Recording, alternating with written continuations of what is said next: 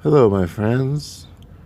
Well, here we are on a cloudy afternoon, and gonna get some work done with the van today. Yes, this is being overdubbed because the background noise is so loud that I thought it would be uncomfortable to my viewers, so I redid it. Overdub madness.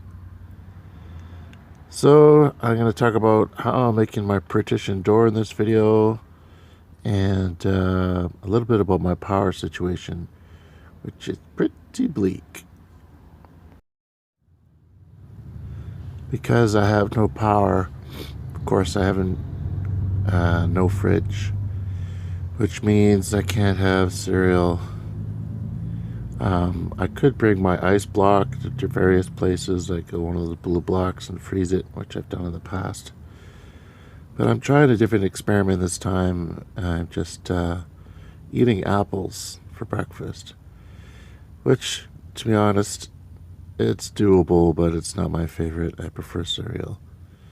In the meantime, we'll just get along the best we can. Here's my chair. It's working awesome. And here's how I'm doing my insulation of the door, etc., etc. So what I got is 1/2 inch plywood cut into a 1/2 inch strip. So I screwed one into that, and then I put the face of it. So I did that all the way around the perimeter of the door. Then I screwed the face of it into that. Then I put 1 inch of polystyrene all the way around again, and then I put another strip of 1/2 inch, and then then I put the insulation in. And then, once that's in, I put the tongue and groove over top of that. So that's how I'm doing the door. Quick and easy. This piece is a support piece that also will be where the handle is. Because this is just really thin luan, so, it's not significant enough to handle where the handle is. Pun intended. See what else is going on here. This is a piece of oak that I'm painting. It actually should be dry by now. And this is going to be, basically I'm going to take this piece and I'm going to put it over this edge right here, and it's going to go like that all the way up. So what this does is basically does two things. It's going to stop light from getting through, and also I left a 1/2 inch gap there because in my experience wood warps, and because I'm not a very technically sound carpenter, it's better for me to leave a large gap than like having wood rub against each other all the time. So that's how I'm doing it. That'll go on there. This is oak. And then what I'm going to do, I thought I'm going to get fancy here, folks. Oh, look at all the birds. Hi, birdies. What are you guys doing? Bye, birds. So, I'm leaving this part unpainted. Then I'm going to get some stick-on letters, and I'm going to put the word van life. And then I'll stick them on, paint over top of it with the letters on it, and then peel the letters off, and then it'll have van life in oak. The oak doesn't really go with the interior, but it's a very strong, sturdy wood, and I know from experience that where this edge is, you want a very strong, sturdy wood. Otherwise, it'll get gashed and bashed and trashed, let's just say. And yeah, so I'm going to put van life there, and it's going to be, from that spot down to that spot kind of a thing. So that's what's going on with that. I guess I got to paint this edge.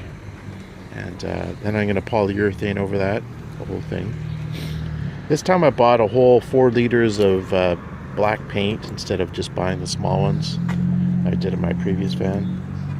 Color scheme for this van is going to be cedar, black, and copper accents. This stuff was really expensive. You don't even want to know how much I paid for this. I paid $40 plus tax, which is outrageous for 6 pieces, 6 by 8. Problem is, there's no way around it because I only gave myself this 5/16 gap. You see this edge is to the plywood that's inside. It's only 5/16, 7.9 millimeters. And unless I want a big piece sticking out, I can't use the heavy tongue and groove cedar, which is way thicker, and it would look terrible. So my choice is for it to look terrible or to spend lots of money. And I thought of just putting glue on the outside and painting it, and I was really close to doing that. But I thought, no, I'll spend the money. I'm probably going to do the door and this panel, and then that one, half of it's going to be covered by the counter, that's half of it, and then the other half is going to be covered by cupboards and stuff. So I'm probably just going to put Luan in there and paint that black. That's how I think I'm going to do it. So that's what's happening, folks. Over here we have my favorite spot at Home Depot, and here's the situation with the jackery. Started off at 75%, and now it's at 46, and it's these charging my batteries for my Ryobi stuff is just taking so much juice. It's crazy. But my idea is charge up the batteries and then bring this thing to work on Monday and then charge it up again. I think what was happening is in the beginning it was like at 46 watts, and it just sucked up the power. Maybe it was less than 40. Why did I say 46? Isn't that interesting? It was like 41, 46 watts, and now it's dropped down to 5 watts of power that it's drawing. So yeah, real big draw in the beginning, and then it went way down. But I have no power right now, none. So this jackery is coming in very handy. That's how I'm charging my phone. I can also charge my phone. I have this little tiny solar panel on my dashboard, but it's like 10 watts. It's pretty useless. So I hope I can get this 46 watts to last till Monday. In fact, I might even unplug this. So pardon the mess. It's a complete disaster in here. I didn't know a company was coming. Ha ha ha. This is the charge controller I just bought. It's 40 amps. There's a guy on the Vancouver Van Dwellers Facebook forum who's very knowledgeable of solar, and he made a really good point. Anyway, I'll talk about that in a sec. First, I just want to show you this thing. This is the 40 amp version. You can also get 20 amp and 30 amp. It's hard to do this with one hand. So there it is. I love the fact that it has a display on it, so it'll tell you the amps and your current and everything like that. So that's awesome. So this guy Jason, he's saying it's since if you have two 300 watt panels, it's better to have two charge controllers and keep them separate. And he makes a good point, because my roof vent, the Max Air, it casts a tiny shadow. Well, maybe not tiny, but it casts a bit of a shadow on one of the panels depending on where the sun is in the sky. So if the panels are connected together, that significantly drops both panels. What happens to one happens to the other because they're linked. However, if you wire them separately to separate charge controllers, then the one is still getting its full 300 watts and the other one is getting whatever it's getting. So that's part of it. That's part of why I decided, well, what happened was originally just bought this one charge controller, and now I'm going to buy another one.